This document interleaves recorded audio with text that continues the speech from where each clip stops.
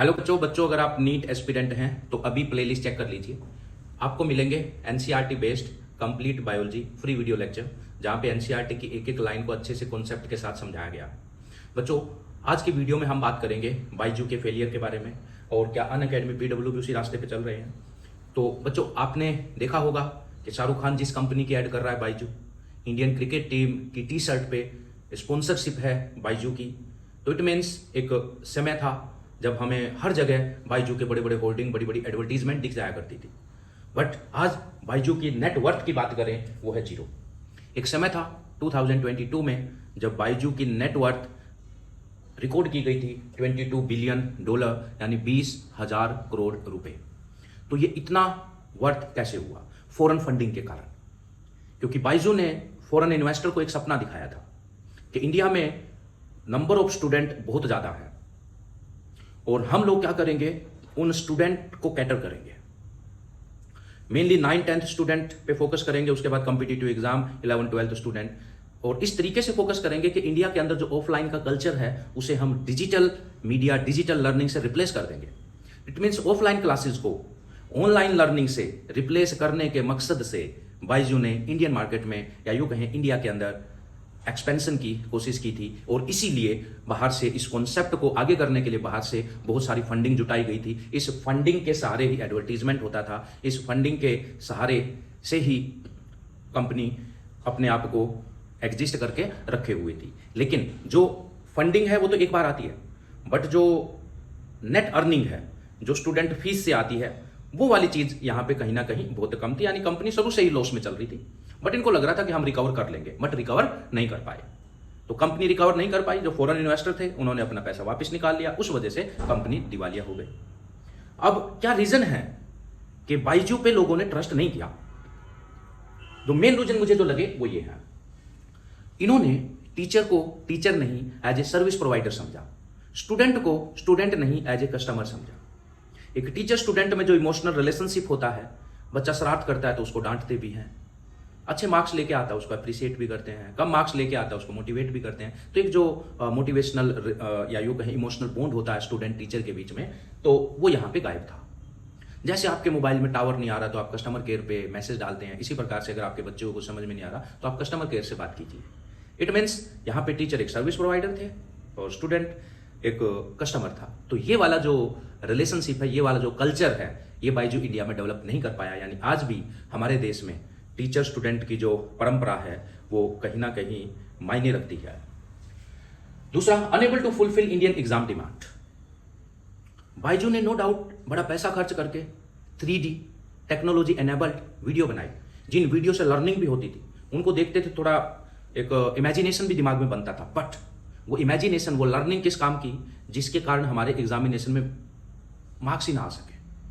हमारा जो examination system होता है वो मेनली सीबीएसई स्कूल की बात करें या नीट की बात करें, वो मेनली एनसीईआरटी बेस्ड होता है। एनसीईआरटी रिलेटेड हमें पढ़ना होता है, एनसीईआरटी के कॉन्सेप्ट हमें जानने होते हैं, एनसीईआरटी की लाइनें हमें याद होनी चाहिए, तब हमारे पेपर में अच्छे नंबर आते हैं। ये लर्निंग तो बहुत करा रहे थे, बट एग्जामिनेशन की डिमांड को पूरा करने के लिए जो कंटेंट चाहिए, यानी एनसीईआरटी, उस पर इनका ज्यादा फोकस नहीं था। इट मीन्स कोई बच्चा है जो बायजू के कोर्स से बायजू के वीडियोस देख रहा है, बट उसके एग्जामिनेशन में अच्छे नंबर नहीं आ रहे, लर्निंग हो रही है लेकिन एग्जाम में नंबर नहीं आ रहे। तो ये एक मेन रीजन है। उसके बाद risk of distraction and strain on eyes. Parent को भी लग रहा था कि बच्चा ऑफलाइन में जाएगा तो एटलीस्ट उसकी आंखों पे जो स्ट्रेन है वो नहीं होगा, जो वीडियो लेक्चर्स देखते हुए, ऑनलाइन कोर्स देखते हुए होता है। प्लस जब बच्चा ऑनलाइन वीडियोस देखता है, जब बच्चे को हमने टैब या लैपटॉप या पीसी या मोबाइल फोन दिला रखा है वीडियो देखने के लिए, एजुकेशन वीडियो देखने के लिए, लेकिन बच्चा उस चीज का इस्तेमाल कर रहा है गेमिंग पर्पज के लिए या अननेसेसरी साइट्स देखने के लिए। तो कहने का मतलब, बच्चा जब ऑनलाइन लर्निंग कर रहा था तो उसमें डिस्ट्रैक्शंस का बहुत ज्यादा रिस्क था। इसलिए पेरेंट ने इस डिस्ट्रैक्शन के रिस्क को अवॉइड करने के लिए ऑफलाइन क्लासेस को ही बेहतर समझा। पेरेंट ट्रस्ट, तो इसलिए कह सकते हैं कि जो पेरेंट का ट्रस्ट है वो बायजू पे नहीं था, या बायजू पे बहुत कम था। क्योंकि स्टूडेंट के मार्क्स कम आएंगे, बच्चा वीडियो देख रहा है बट मार्क्स कम आ रहे हैं, बच्चे की डिस्ट्रैक्शंस हो रही है, आइज पे स्ट्रेन हो रहा है, प्लस फिजिकली जो पेरेंट्स हैं वो टीचर से मिल नहीं सकते। ऑफलाइन क्लासेस के अंदर, स्कूलिंग के अंदर या कोचिंग के अंदर पेरेंट टीचर से जाके मिल सकते हैं, तो एक बॉन्डिंग, एक इमोशनल रिलेशनशिप होता है। पेरेंट्स और टीचर के बीच में, टीचर और स्टूडेंट के बीच में भी।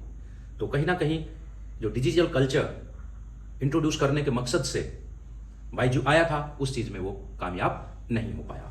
और दोस्तों अब बात करते हैं अनअकैडमी और पीडब्ल्यू की।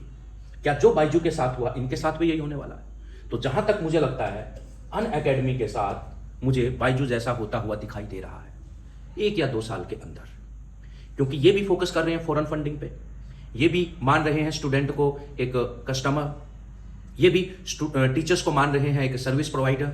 यानी जो गलतियां बायजू ने की थी, लगभग बहुत सारी वही गलतियां अनअकैडमी भी कर रहा है, जो जहां तक मुझे फील होता है। लेकिन अगर हम बात करें पीडब्ल्यू की, तो मैं कहूंगा नहीं, पीडब्ल्यू और अनअकैडमी में बहुत अंतर है।